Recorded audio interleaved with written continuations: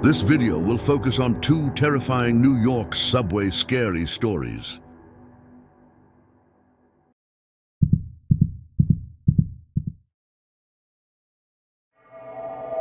As the doors of the subway car slid shut behind me, I was enveloped in a suffocating silence.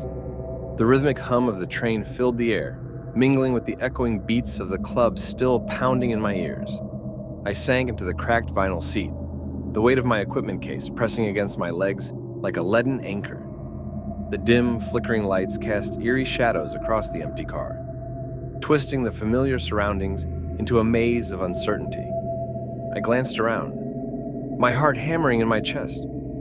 But the only company I had was my own reflection staring back at me from the grimy window. I tried to shake off the feeling of unease that clawed at the edges of my mind, chalking it up to exhaustion and the late hour. But as the train rattled on through the tunnels, the sense of isolation only deepened, a cold knot of dread coiling in the pit of my stomach. Every sound, every shift of the car seemed to whisper of unseen dangers lurking just beyond the reach of my senses. I could feel eyes on me, unseen and malevolent, their gaze burning into my skin like a branding iron. And then, without warning, the lights flickered and died, plunging the car into darkness. Panic surged through me like a tidal wave, and I groped blindly for my phone, praying for even the faintest glimmer of light to pierce the suffocating blackness. But before I could find it, a bone-chilling growl echoed through the car, freezing the blood in my veins. My pulse thundered in my ears as I strained to see through the darkness, my mind spinning with images of unseen horrors lurking just beyond my sight. And then, out of the shadows, it emerged. A twisted, nightmarish figure. Its features twisted into a grotesque parody of humanity.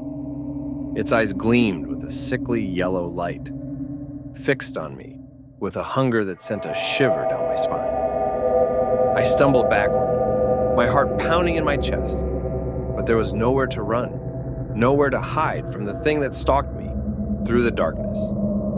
It advanced with slow, deliberate steps, its breath coming in ragged, rasping gasps that echoed through the silent car like a death knell. I closed my eyes, praying for it to be over.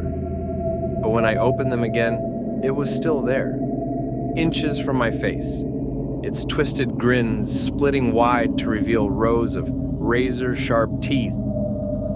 And then, with a sudden, jolting motion, the lights flickered back to life, flooding the car with harsh fluorescent glare. I blinked against the sudden brightness, half expecting the creature to vanish into thin air. But when I looked again, it was gone, leaving nothing behind but a lingering sense of terror, and the echo of its chilling laughter ringing in my ears. As the train thundered on through the tunnels, I sank back into my seat, shaken but alive. But as the moments passed, and the adrenaline began to fade, I couldn't shake the feeling that I was still being watched, that something unseen still lurked in the shadows, waiting for its next opportunity to strike.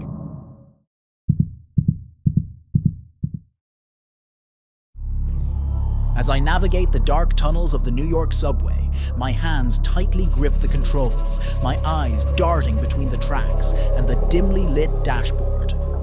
It's just another routine shift, or so I thought. Suddenly, a strange sensation washes over me. My mind remains alert, but my body refuses to respond. Panic surges through me as I realize I can't bring the train to a halt. My heart pounds against my chest as I frantically try to regain control, but my limbs remain frozen, unyielding to my commands. The subway hurtles forward, ignoring my silent pleas to stop. Sweat beads on my forehead as I struggle against the invisible force that binds me, rendering me powerless. In the eerie silence of the train cabin, a whisper of fear begins to echo. I can sense the growing unease among the passengers behind me, their murmurs of concern morphing into frantic cries for help. Time stretches on endlessly as the train barrels forward, the darkness of the tunnel swallowing us whole. With each passing moment, the weight of dread hangs heavier upon me, suffocating me in its grasp. Then, like a beacon of hope amidst the chaos, footsteps approach from behind.